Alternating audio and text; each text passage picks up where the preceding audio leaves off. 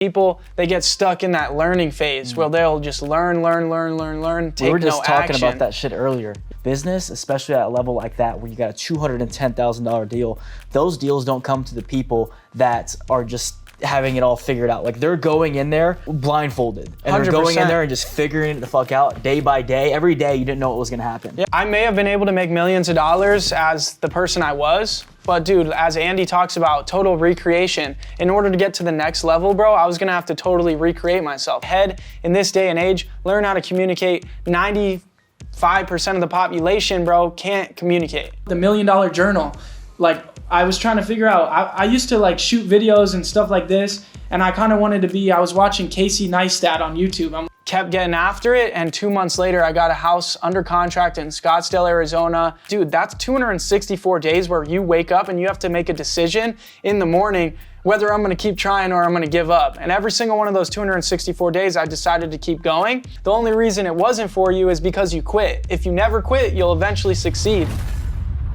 What's going on, guys? Welcome back to the Undeniable Podcast. It's your boy, Danny Klein. I'm here with my guy, Jacob Blank. Thanks for having me, bro. Appreciate it. Yeah, super pumped to have you on here, dude. Like, literally been seeing you kill it on social media, kill it in the wholesale game. How old are you? Yeah, I'm 22 now. Yes, sir. 22 years old, living out here in Scottsdale. Dude, run me through, like, how did you get into the wholesale game? How did you get into this? And by the way, what I want to talk about today is just how to go and crush it as a young entrepreneur. You know, you'll see some things that he's doing in the wholesale space specifically, but, like, this applies to anything in any industry, especially as like a young savage in the space. So, Flying with the Elliott Group.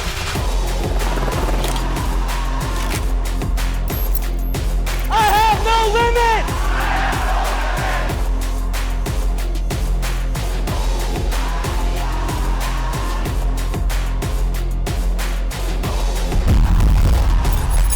Yes, sir. I appreciate it. Yeah. So, you know, my story can apply to anybody else. I'm no different than anybody, you know, watching on the screen right now. All I did was take massive action, and I was a super driven individual. So if you have that drive, you're going to be able to do exactly what I've been able to do. So I started my journey in wholesaling real estate at the age of 16. So like right after I was able to drive, I found out about this industry and I started chasing after it. And the way I was able to do this is all the information that's out there online for free. And this was back in 2019. So there was less information out online, but there was still a lot, you know, enough to give me no excuses to not take action on information. And so I just started researching everything that I could. And nowadays it's even easier because there's so much content out there of how to go out there and make it happen. So, you know, the first thing that I wanted to do was identify what is the business model that I want to chase after? What do I want to do? And I know for you, it was sales. You wanted to get into sales, and so that's what you started chasing after. For me, I saw this guy, Alex Saenz, wholesaling real estate at 18 years old in Arizona, and I could relate to that. So I was like, damn, I could really do this. So started researching everything, and I wanted to get a well-rounded understanding of the business and then take action on that. And that's what I did, but I didn't procrastinate. You know, people, they get stuck in that learning phase where they'll just learn, take no action. We were just talking about that shit earlier. Yeah. How long from the point to where you were like learning, you know, studying the YouTube, you found Alex until you actually got set up and got your first deal? Yeah, so from pen to paper in a notebook, creating a game plan and writing down everything that I was learning, about 2 months later, I instantly started taking action. And I made many mistakes, you know, just... You're 17 years old? Yeah, I'm about 16 at this time. 16 years old. So I start taking action after 2 months of learning. I felt like I had a good enough understanding of what to do, but I made tons of mistakes when I first got started. And that's just what you got to do. You got to fail forward. So what I did first was I started knocking on doors and leaving flyers saying I buy houses cash, any condition, call me. And I started putting up bandit signs. You know, you see those signs on like the telephone poles, we buy houses. Yep. And dude, none of that worked. I was getting the door slammed in my face. And so I was like, this isn't a good strategy. I'm not able to reach enough people. You know, you can be as good at sales as, you could be the best salesman ever, but at the end of the day, it's still a volume game, right? I believe in the law of averages. You still got to contact a lot of people in order to have success. So I switched strategies and I started cold calling people. I got a list of sellers and I started dialing sellers with a multi-line dialer, reaching hundreds of people every single day. and having more conversations, dude. Where'd you get that list? So was that just, did you go to the courthouse and get the freaking list, or did you buy it? Like, how does someone go and start that? Yeah, so you definitely can go to the courthouse and get, code violation, tax delinquent lists, stuff like that. But I was researching online, and there was this company called Cole Realty Resource, and they would give you a really good deal on high equity data. And so what that means is the homeowner has lived in their property for like 10 years or more, meaning it's likely they've paid down the mortgage and now there's equity, right? And so that means the property is worth more than what they owe on it. There's room to make a spread and make a profit. And so I thought that makes sense. I only want to be talking to people that have room where I can make a profit. Otherwise, I'm wasting my time and spinning in circles. So I pulled that list, man. It cost me like $250 to pull a list of about, I think I got like 50,000 homeowners here in Arizona. That's a good fucking deal for 50,000 leads. Yeah, dude, good fucking deal. And I just started dialing away every single day, putting in at least 4 or 5 hours a day on the phones, and then spending the rest of my time doing more research and all that. And the way I was able to do this was I actually got super sick sophomore year of high school, dropped out of traditional high school, and started doing online high school. So I would just wake up at like 8 a.m. for the first hour. I'd get on my laptop, do my school in bed, do my high school in bed, hop out of bed, and pick up the phone and start calling, dude. And I just was chasing after it. For the first like 3 months of me calling, I went on a couple appointments, but nobody would sign. I wasn't able to get a deal. I had about $5,000 saved up. And granted, guys, you don't need this much money to get into this business. But once I realized, that I wasn't able to reach as many people as I wanted, I was gaining traction and I saw the proof of concept, like it was working. I was getting closer to a deal. I decided to hire 2 cold callers in the Philippines, and they were gonna call homeowners for me for like $5 an hour, and they were gonna pass me the people that already said, hey, I want an offer for the property. And you're still 17? 17 at this time, yeah. 17 in high school. The fact that your brain even I wanted to do good for myself and make money, but the fact that your brain not only went to like sell, make money, elevate my life, but it went to start actually hiring people. I think that's super impressive, bro. Dude, and I can't say I wasn't scared to spend this money and take the risk like I was, but the thing was I had the proof of concept out there. There was this guy, Alex, he's 18 years old. He was able to make it happen. So if you're watching this, dude, I was able to make it happen. So take action. Don't be afraid. And so that's exactly what I did. Now I position myself to receive warm leads, people that said, oh yeah, I already want an offer. What can you pay me for my house? Rather than me going through thousands of people that would say they're not interested. Now I'm talking to people that are interested. It's just a matter of coming to a deal. So now I had to refine my sales skills. And dude, it took me 8 months to get my first deal of calling leads, trying to fucking close a deal. It took me 8 months. And I actually 6 months in got a house under contract in Gilbert on a golf course. I walked my buyer through the deal. He pointed out foundation issues in the property and he's like, dude, the numbers don't work. So I had to cancel the deal, bro. 6 months into this, the deal falls apart. I just wanted to give up at that point, but fortunately, thick skin, woke up the next day, kept getting after it, and 2 months later, I got a house under contract in Scottsdale, Arizona. I got it under contract for $400,000. Roughly, I think it was like $400,000, and I was able to mark it up $30,000 and make $30,000 at 17 years old, bro. Wow. Holy shit, bro. So almost 10 months. Yeah. Just getting the shit slapped out of you, backing out of the deal, going back in another 2 months, buying leads, and then this whole you're buying more leads. Yeah, dude. You got your guys working for you. So I had like $5,000. I spent $3,000, bro. I spent like almost everything I had during this time to make it happen. Yeah. Bro, why did you not quit? Yeah, so I did the calculations. It was like 264 days, bro, where I was trying to get my first deal. So dude, that's 264 days where you wake up and you have to make a decision in the morning whether I'm going to keep trying or I'm going to give up. And every single one of those 264 days, I decided to keep going. Dude, I always knew that I had a bigger purpose. I always knew that I wanted to chase after something special. I knew I wanted to create a big life. And that's the thing, man, and I was going to do whatever it took to make that happen. I also considered the fact that I was young. If I failed, big deal, I could try again. You see a lot of these guys where they're super successful, they're 30, 40, 50 years old. That's actually most of the guys we're talking to and networking with. And it's like, bro, if I'm starting at 17, 16, 17, I can fail literally 30 times by the time I'm 30 and still make it then. So I thought, man, I'll just do whatever it takes. I could just start over again. You didn't even think about going to a different industry or anything? Like, what was going through your mind at that point? Because, you know, you got all these different places to make money. Shopify is hot. You got social media, you got drop shipping, you got, you know, all this stuff, crypto, all these different places to make money, all these shiny objects that you're probably watching and seeing like I was seeing. Yeah. You know, so was it the fact that you were seeing this guy that was really successful, hitting those deals, and you knew it was possible? Like, what kept that vision for you other than just knowing that you could get it, like to stay in wholesaling to make money?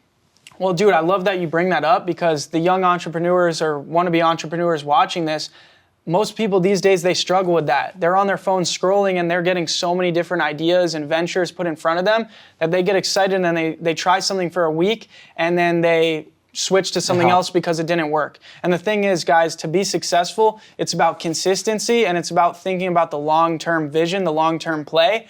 It's not about jumping from thing to thing. Mm-hmm. That's never going to get you success. And I knew that. For some reason, I knew that. And I also knew that to be successful as an entrepreneur, one of the number one things is focus. Focus. If you can't focus on one thing, you're going to spread yourself too thin and you're going to have success at nothing. And fortunately, I was able to be successful and at focus, dude. And that's most of your success has been attributed to focusing on developing your sales skills. And if you can grow one skill, that's how you actually become successful. You look at these guys that are worth a ton of money, massive success, they aren't a master of 10 things, bro. It's one thing that got them there. And I saw that, and that's why I was able to remain focused. That's fire, bro. And if for anybody listening to that, like, you know, especially the young entrepreneurs, you're watching and seeing different things. Like, I went from car sales to this, and it's funny too, because like there's so many different industries, there's so many different ways to make money, and honestly, it really doesn't matter which one you pick as long as you decide to just stick with one until you figure it out. You know, most people, again, it's just 1 or 2 weeks or a month. They go in. I see so many people, they get into sales. Oh, sales wasn't for me. And it's like, no, I don't like resonate with that. I just, you didn't stick it out long enough to see the success, because I promise you, if you would have got a $30,000 check, you would have probably kept going. Like, you would have probably been able to push through and figure those things out. Dude, here's the thing. Like, people say, this wasn't for me. Bro, that's the wrong mindset. Anything can be for you. You need the right mindset that I am going to do this. That's who I am. This is my identity. I'm going to be successful at this, period. That's end of discussion. The only reason it wasn't for you is because you quit. If you never quit, you'll eventually succeed. The only way you lose is quitting. And that's what people, they get it mixed up. Bro, this didn't work, man. I'm trying something else. Oh, I'm switching. And I'm just like, dude, you're never going to be successful in any of these other things because you couldn't see the first thing through. You got to see everything through. Think about that long play, bro, from the beginning. Damn truth, bro. Walk me through the last couple years that you've been going through everything. Yeah, so the last couple years, so basically my journey, I got my first deal. It took me 8 months. Once I got that first deal, the last few months of the year, I was able to produce $120,000 total in revenue. So 30K, was able to put up another 90,000 that first year. Then year 2, I made 600,000 in revenue. And guys, the wholesale business is a very profitable business. You should be making between 45 to 60% profit margins. So very profitable business. Year 2, 600,000. And how old are you at year 2? Year 2, I'm 17 still. 17? Yeah. Year 3, I did 1.2 million in revenue. I was 18 years old. And then when I was 18, 19, I did a little bit under 1.7 million in revenue. We did 1.68 million in revenue. Yeah. And so I became a millionaire net liquid by the time I was 18 years old through wholesaling real estate, changed my life. Ever since I've been doing 7 figures, the past 2 years has been tough. We've not grown as much. We've kind of stayed stagnant around the same with the economy being tough. But right now, dude, I'm declaring that my identity is the economy doesn't matter. The market wants to pay me, right? So I'm scaling my business drastically. I've got 50 cold callers producing a shit ton of leads for my business. I've got 4 sales guys in my office right now. When I was at peak a couple of years ago, when we were doing the best, when we did that $1.7 million year, I had 9 sales guys in my office. So right now I only have 4. I have a shit ton of marketing, and I'm trying to hire salespeople. So if you're watching this, I might still be hiring, so reach out. But dude, I'm scaling my business to the moon. I want to do at least $2.5 million next year. I think 2025 is going to be a great year. The future's bright, and that's where I'm at, bro. That's massive, bro. What piece of advice would you give to anybody that is trying to get that growth, that's trying to elevate from kind of where they are? You know, they're at that point to where you hired your first 2 people, then you went to 10, then you went to 20, then you went to 50 plus. Like, what is that like? Like, you know, what piece of advice do you have for those people? Yeah, so especially if you're in the wholesaling industry, but it pretty much applies to any sales and marketing-based business. The wholesaling real estate space, guys, by the way, you're not buying the houses, you're not fixing them up. You don't need money to do this. Like, you don't need to buy the house, none of that. All we're doing is simple arbitrage, buy low, sell high. We're getting a property under contract at a discounted price with the right to market our interest in that contract. We're finding an investor that's interested in buying our rights to the deal. We're assigning that paperwork to them for a fee. So if I lock up the deal for $100,000, I'll find a buyer that wants to fix and flip the property for $120,000, assign it to them, make a $20,000 assignment fee. So that is what we're doing, guys. So it's just a sales and marketing business. We're doing marketing to find distressed houses, and then we're using sales to lock up the deal, and then we're using sales to sell the deal. So we're not doing construction, none of that. So it applies pretty much to any sales and marketing business. If you're stuck and you're trying to figure out how to grow, you really need to look at what's been working, right? Because again, there's that proof of concept there, right? And you want to keep it simple. If it's working and you're getting at least a 4x return on your ad spend, right? Then why would you not scale that? Why would you not scale that channel? So cold calling's always been my bread and butter, and I've always just scaled that. The problem a lot of people have in these sales and marketing businesses, and especially in the wholesale business, is the cold calling got them their first deal, or text blasting got them their first deal, but they're not going to scale that. They're instead going to do direct mail. They're going to do digital ads. They're going to, bro, why would you spread yourself thin again? Like, think about what worked, dial that in, perfect that, become a master at that, and then scale that, right? It's all about focus. Again, it goes back to focus on one thing, master it, scale it. So I love something that you said earlier when we were upstairs. You said, I've become a better leader. What was the hardest part of growing for you to become a better leader, for you to just elevate past that phase that you're at right now? Yeah, well, dude, think about it, right? If you're 16, 17 years old building a team, it's going to be super tough to lead people that are older than you, right? They're just not going to respect you, all that, unless you've really developed your character. Yeah. So over these past few years, it's been about, you know, taking a step back and from business, just focusing on building business to really build myself. Like, I used to be a 110-pound, super skinny kid, so because I used to. Do you think that plays a part? Dude, being 110 pounds versus being like 160-something pounds now? 100%. It's about how you show up, man. It's about how you show up. It's about how you're perceived. And before I started this business, I was in the gym. But then once this business started to take off, I let everything else in my life go. And all I was focused on was making money. And, you know, maybe that was an important season in my life. But then I saw that in order for me to build a team, be a better leader, I needed to self-develop some more. So took a step back. You feel like you were so hard in the actual business making money that you forgot to like work on yourself and your team and kind of work on the business and on yourself, and that kind of like caught up to you? Correct. Around that $1 million mark, and it could be whatever mark in whatever business, but like I feel like it catches up to you at some point, and you kind of have to go back to the drawing board and go all the way back down to the basics of just literally reading, the gym, getting close to God, getting Correct, back bro. around good people. Getting close to God, all that, dude. And the thing is like, I may have been able to make millions of dollars as the person I was, but dude, as Andy talks about, total recreation. In order to get to the next level, bro, I was gonna have to totally recreate myself, go back to the drawing board like you're saying. And that's what I've done. Now that I'm older and trying to rebuild my team, build it a lot bigger, scale this thing to the moon, I know that from the self-development that I've done, that I'm going to be able to lead the team much better. We're going to have better core values. The people in my office aren't going to be chatting shit about stuff that I don't believe in, right? Yeah. We all got to be aligned, and that's how we're going to be able to really scale. If there's no alignment, then everything falls apart. One bad apple in the group will take down your whole company. Yeah. And so I think 100%, bro, for me to get to that next level, it's that self-development that was needed. One of the biggest things that we'll like really focus on, obviously we do sales training, we're gonna teach people how to close and sell and negotiate and all that stuff, and we teach on social media and stuff and leadership.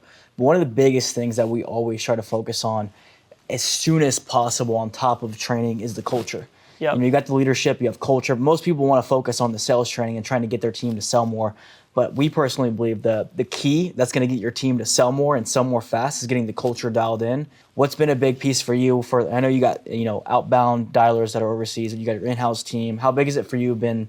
Just getting that culture dialed in, and how important is that, you think, for just any business? Well, dude, if you're trying to get more sales and you're not, combating that from the right angle, from like trying to build culture, have people self-develop, build everybody up, make sure everybody's a team, right? You want to build a team.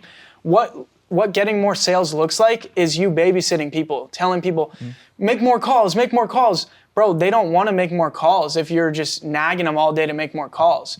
Like, the thing is we need to be on a mission together, developing together. And so our company, we're in the gym together, bro. Like a bunch of us were like skinny kids, bro, because I was hiring people around my age, 20 years old, because it worked better. The dynamic was better. And so we've all been in the gym developing. And dude, that's where you really start to grow closer, build a bond. And then it's like the company's mission isn't just the owner's mission anymore. It's like everybody's a collective force trying to get to the same goal.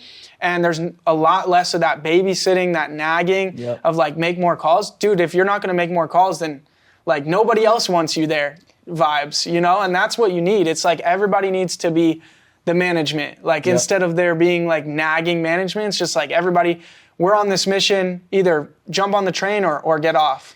And were you always like with that vibe of going for, because I feel like the wholesaling world is very lone wolf. Like there's a lot of solo players that are just dialing and cranking deals, or they haven't got to that point yet. Yeah. Was it a shift for you to build a team and to know how to run that? Did you think people were going to show up? Like, what was that learning curve like? Or were you always like that? Like, were you easy with people? Or was it one of those things where you like to be alone? Like, what was that process like? Dude, I always wanted to scale out a big company and build a real business, real brick and mortar business, and grow a team. So what really helped was I instantly, after I closed that $30,000 deal, dude, I cut a check for $25,000 for mentorship right away for the best guys in my industry, the all-in guys. I paid them $25,000 right away when I was 17 years old, bro. And they took me from that first deal to doing over $1 million a year and how to grow a team.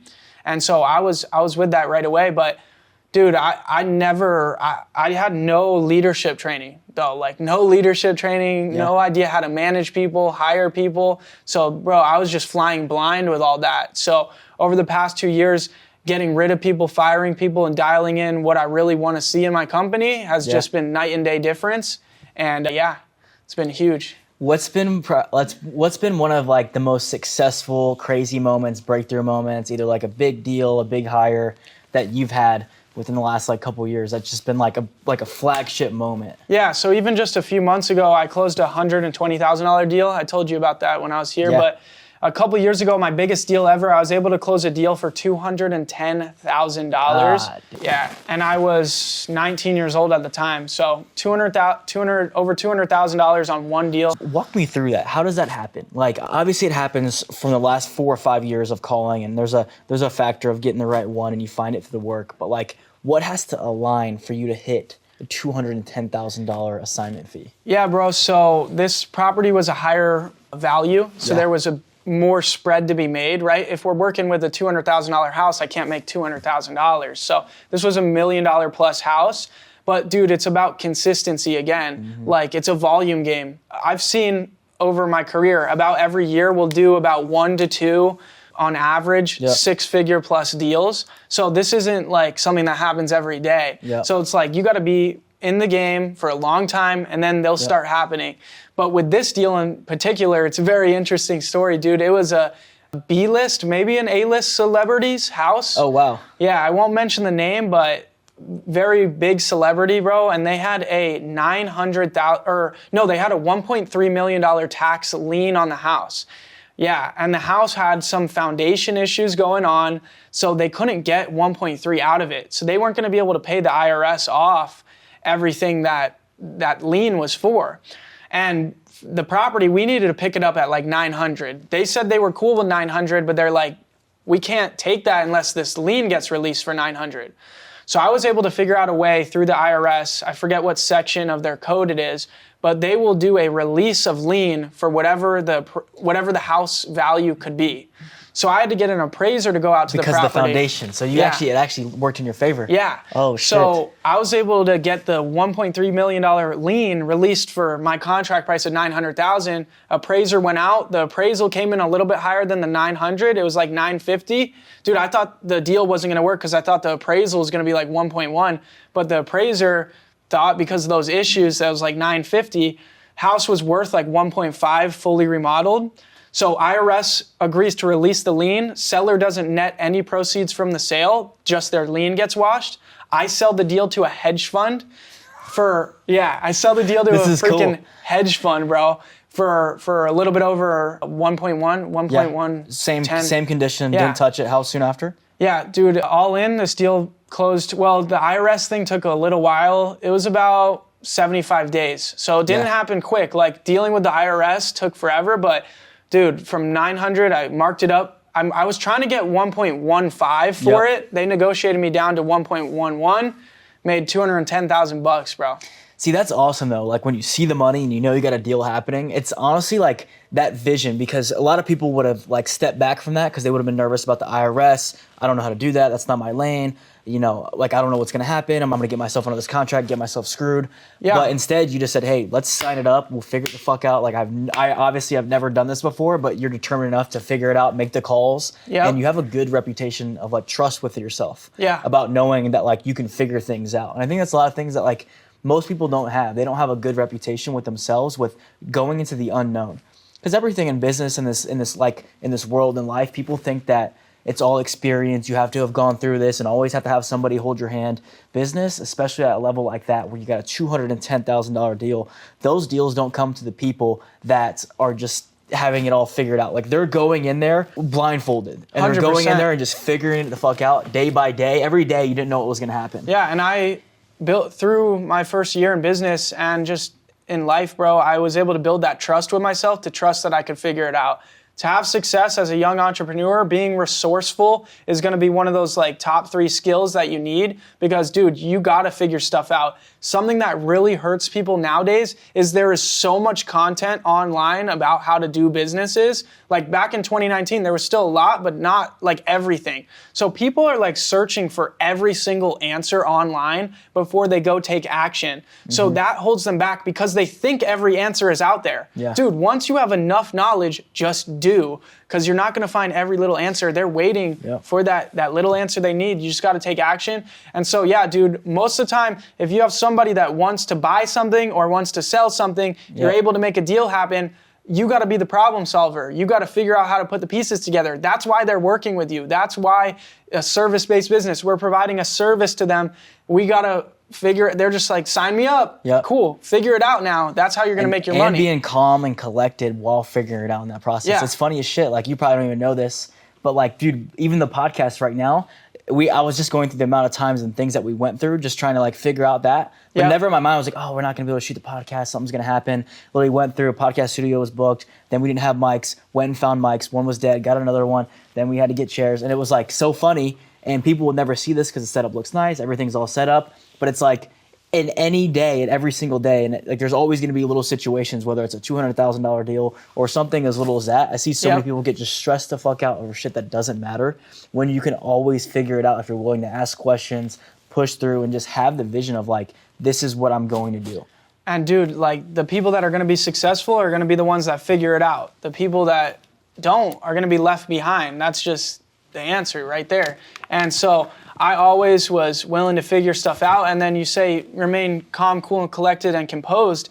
And the thing is, like, when you're working with customers, like, even if you don't know the answer to their question, always say, I'm pretty sure that's right, but I'm sure that's right, but let me go double check. Don't say, I don't know. Like, people always give the answer, I don't know. Be like, you're right about that. Let me double check though, but you're right. Like, sound confident that you're confirming it, even though you don't know, but you know, come with that confidence rather than, they don't want to hear you say, oh, I have no idea. Let me figure that out. Because then what do you put yourself as? You put yourself down a step, not Low as the status, trusted advisor. yes, you want to keep yourself in the trusted advisor expert position and remain confident, you know? I think anyone in high school or just even in their 20s, like, should go through a year of sales. Like 100%. just any industry, because people don't know how to communicate nowadays. And it's like, they don't even understand that there's a different way to get around something or to move past something with their words and how they say things, how they use their hands. And it's just so funny. Like, I feel like we're in the era of like the worst communication ever. And people that can actually communicate, they can get whatever they want. Like, it can get you a $200,000 deal. It can get you, I mean, you see some of the best salespeople in the game, they make millions of dollars to become the best leaders. If you can't communicate, you're not going to grow your social media because people see that you're bullshit. Like, it's the biggest, most important skill set that I would say, like, hands down. 100%. And for me, when I had to go do that self-development and grow and rebuild myself, I didn't have to do any work on the communication stuff because that's all I had been working on for years. I didn't have to do any work really on the sales stuff. It was all more like personal stuff. It wasn't the sales stuff. Dude, the communication skills and the sales skills got me to make millions of dollars. If it wasn't for those skills, I would not be where I'm at. Most people can't even talk these days. I'm trying to hire people, and my hiring process is send in a few-minute-long video explaining why you'd be a good fit for the position. Bro, they can't even put 3 words together on the video. How many times have people never seen the video? Dude, they don't, like, they can't even, send the video. The instructions are in all caps. Make sure you send a video to be eligible. I'm getting people applying with no video, bro. It's like they're scared to even, dude, how are you gonna talk on the phone if you can't send me a video? And then people are getting on the video and they can't even talk. So like 100%, if you want to get ahead in this day and age, learn how to communicate. 95% of the population, bro, can't communicate. Like, it's bad. So, let's fast forward in the future. Let's say if you were a dad and you were 50 years old and your son is 18, you're kicking him out of the house. What piece of advice do you give your son, disregarding everything else you've probably taught him?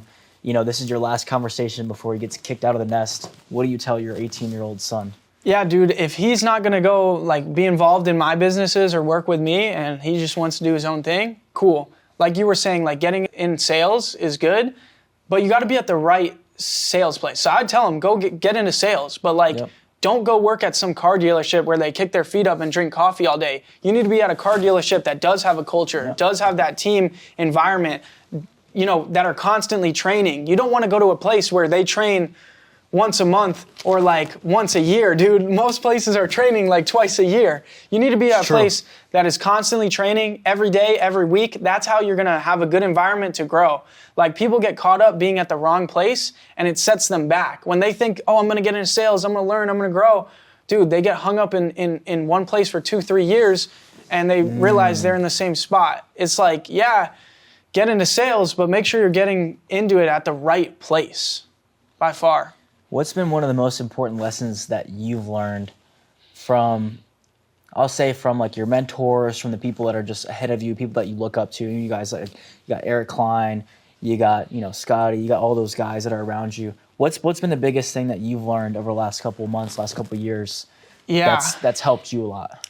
Yeah, for me, it's not about business, it's about life. If you start having issues in your life, you know, personal problems, whatever it is, man, like, whatever's taking you down at the time, you know, everybody's like, business, bro, like, I was up, and then boom, shit happens. Like, that's business. So the best piece of advice that I've gotten, take action right away on fixing your issues. Like, if it's internally, go get help, figure out what you got to do, get in the gym, grow, fix your mindset, like, get on it right away. The longer you push this stuff off, like, whether it's like not even about business, bro, that it'll catch up to you. Like, you need to be on your shit right away. There's no time to delay, because you'll notice everything in life.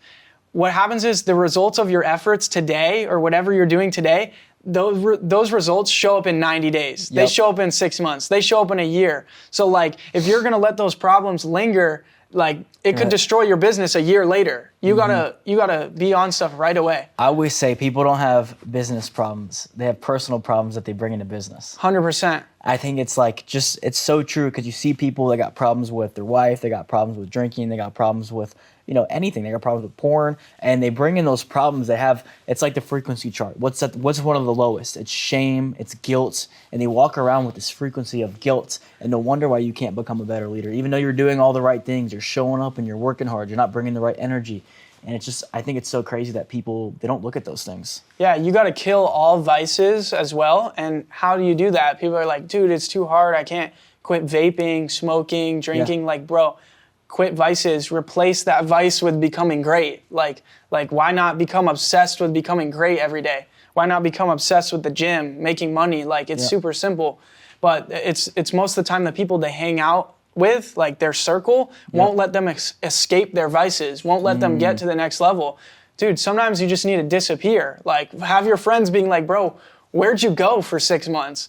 And it's like, you didn't miss out on anything. So many people have They're FOMO. doing the same shit. Bro, FOMO, like, why? Yeah, they're doing the same shit every weekend. Oh, something crazy happened a month ago and they, like, almost got in trouble. You didn't want to be there anyways, bro. You don't want to be running with the wrong people and get caught up anyways. Like, why are you missing out on some crazy shit happening your friends did? Dude. Like, dude, run with the right people or run alone and just focus on your shit. Put your head down and grind for a few years. One of the best feelings ever is just becoming the person that you envision yourself becoming, and you start to see that growth. You know, I moved my whole life from Virginia out here to Scottsdale, Arizona, and like no regrets ever about doing that because it gave me the life that I had. There's no chance, zero shot that I would have ever had any chance of becoming the person I am today in the current environment that I was in. There's lots of drugs, alcohol, smoking weed, same shit, repetitive stuff, low limiting beliefs. No one was talking about making $100,000. No one was talking about, you know, getting cool cars. It was just like the same old shit, man. And as soon as I started to do that and I started to make money, you could almost tell there was like a level of resentment. Oh, Danny's too good. Danny's, you know, you're just fucking cool. And it's like, motherfucker, I thought we're all friends. Like, I thought we're all trying to get it. And then you start to realize people have different values in life. And I always tell a lot of young guys, there's oftentimes the people that are in your circle, it's not that they're your enemies or you had to cut them off. People are only meant to be in your life, sometimes for a season. Yep. And it's cool, and you can appreciate this time. I appreciate and love those memories. And, you know, I still laugh and I talk about them. But it's like that was there for a season.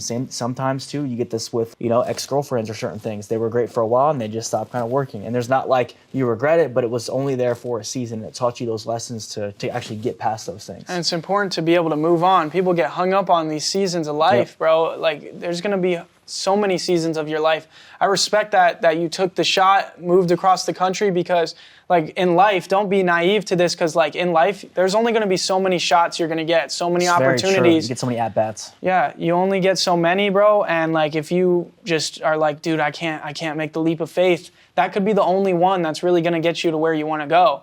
So, you know, don't miss out on that. And then, yeah, it's going to be the people that are the closest to you doubting you. And once you finally make it, it feels so good to be like, I did it. Like, my sister, even my mom, like, I was doing the wrong shit. Like, I was doing all the wrong shit. Like, what are some of the vices, let's say over the last 5 or 6 years, what's one or two of the biggest vices that you had?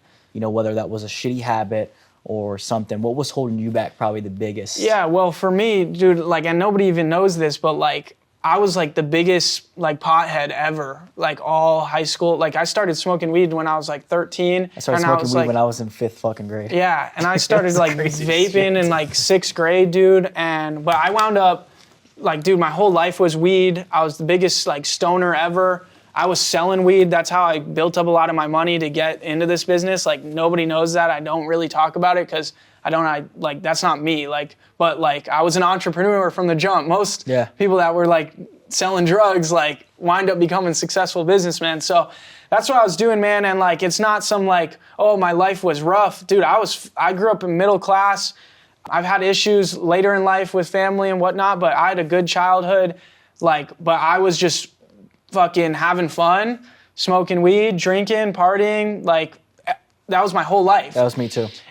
But I got to a point where, like, most people get to this point when they're like 26, 27, they're tired of going out to bars, they're just over it. For me, I got this out of my system by the time I was like 16 years old. Bro, same. And so I quit smoking weed when I was 16, couldn't get off the vapes till like 2-3 years ago, quit the vapes, and then the drinking, like, I drink like a couple times a month with my buddies. I'll go hang out with them. Yeah. But, like, dude, I killed all vices, but I was doing all the wrong stuff, but I was able to make that radical shift to be on the right path, focus on the right things, and get me to where I want to go. So, what advice do you have for somebody? Let's say they come to you, and you do like mentorship and stuff too. Somebody comes to you and let's say they're 25 years old and they're just restarting their life. They want something different, but they don't know exactly where to start. I see a lot of lost people. Yeah. They got hunger, they got motivation, you know, they're ready to do something, but they're seeing all these opportunities. What do you tell that person? Do you tell them, hey, just get into wholesaling, or hey, do this? like, how do you guide that person to actually start? You know? Yeah. And to go back real quick, the whole point of me doing all that dumb stuff when I was younger, just having fun, being reckless, like that made my mom, my sister think that maybe I was going to be a failure, that I was the fuck up of the family. Like That chip is worth something. Yeah, dude. And it turned around, dude. Like now my sister's like, how can I get into real estate? Like it's like full circle. Like I wound up being the anomaly, right? I wound up being the person to change like the trajectory of my whole family, like change everything up. And dude, that feels so good. That's like the biggest trophy I have, been able to help out my whole family. I was the one that was doubted, the one that was gonna fail, that was the fuck up. And I turned out to be the anomaly that was able to change everything. So that's why I brought up all that stuff, how I was, doing the wrong thing. And then what you're saying about people being lost, like how do you figure it out and how do you get started? I have buddies, which it's surprising too. Most people around you, they don't ask you like, bro, how can I get into this too? Like, how can I get started? They're just watching and like judging. A lot of people watch and judge. Some will just watch. Some will watch and support a little bit. But then there's like rarely people that are like, bro, how can I get started too? Or like, is there another, and nobody's like asking me like from my high school or anything like, dude, how can I get started? Which is just crazy to me. But even one of my buddies recently, like, we catch up and he's like, what are your goals right now? And I'm like, this. I'm trying to hit this much revenue. I want to reach my net worth of this. I'm trying to in the gym. These are my goals. And then I'm like, what about you, bro? And he's like, no goals. I'm like, dude, how do you have no goals? Like, don't you, what about in the gym? Like, no fitness goals? Like, that's simple. Like, he's like, no. He's like, I'm just trying to figure it out. I'm kind of lost right now. I'm like, dude, that's totally okay because that is a goal. Trying to figure it out is a goal. When I said, do you have any goals? Your goal should have been trying to figure it out. That's a good goal to have. But how are you going to act on that goal? Dude, it starts with a pen and paper. Start putting your thoughts down in a journal. If you're lost, that's how you're going to figure out where you're supposed to be going. And that's how I changed my life. I call it the $1 Million Journal. Like, I was trying to figure out, I used to like shoot videos and stuff like this, and I kind of wanted to be, I was watching Casey Neistat on YouTube. I'm like, oh, damn, Casey Neistat with the glasses. I'm like, I want to make YouTube videos. I want to be a YouTuber. And that was in my journal. And then I found out about the wholesaling, and I'm writing all my notes of like, oh shit, let's do this. How am I going to do this? Bro, $1 Million Journal changed my life. You're lost, put pen to paper. And now, like, even though my first thing I was aspiring to do was the YouTube stuff, it's became full circle. Now I've been able to grow a successful YouTube channel in the wholesaling real estate space. So I've been able to, both worlds collided, been able to do everything that I wanted to do. But it all started from, jotting down in a notebook and trying to figure my life out. The best ideas come in the darkest places, man. When you're sitting there and you just finally decide to write it down in that notebook, you put a deadline on it. Yeah, deadlines. Man, deadlines are huge. I see so many people that they have goals, but they're like, oh, I want to get a Lamborghini. I'm like, that's cool. When do you want to get it by? And they're like, well, I don't know. And so it's like with no urgency behind it, the sale don't happen. So it'll never happen. Is there any last thing you want to tell the people about just going after, go and get it? Anything off your heart for someone that's just trying to go and win? Yeah, 100%. Like, you got to remember that you have free will. So society like tries to put these boundaries and like the societal norms, like go to school, go to college, like work a 9-to-5 normal job, or go do this, like whatever your parents want, whatever society is, it's programming you. Like, you got to break out of that programming by remembering that you have free will. You can wake up every single day. You have free will. You can choose to work on bettering yourself, work on going down this avenue of this business. Whatever you want to do, you can choose. It's like a video game, like GTA, man. Build up your character. Choose what you want to do. You can decide to go here rather than going there. People, like, it's that simple. Like, it's like, go to this job or stay home. Maybe you might become broke, but figure out what you're going to do next. Like, dude, you have two options, not just one. Society programs you to have one path, one lane. That's called the rat race. Everybody's in the freaking rat race. It's one path. They don't think they have free will when they could just decide to do something different tomorrow, and their life changes at that point. So make that decision to change, do something different. Otherwise, bro, you're going to have a small life. If you're chasing after a big lives don't fit into societal norms, man. They don't. That's a banger, bro. Where can people follow you at? YouTube, Instagram, what's the socials? Yeah, so you could just go to jacobblank.com and you'll be able to find all my social media. My main one that I put all the educational content is on YouTube, Jacob Blank on YouTube. So make sure to check that out. I'm posting 2 videos every week showing you how to make money as an entrepreneur and how to wholesale real estate. Straight bangers, bro. Appreciate you jumping on here, bro. Yes, sir.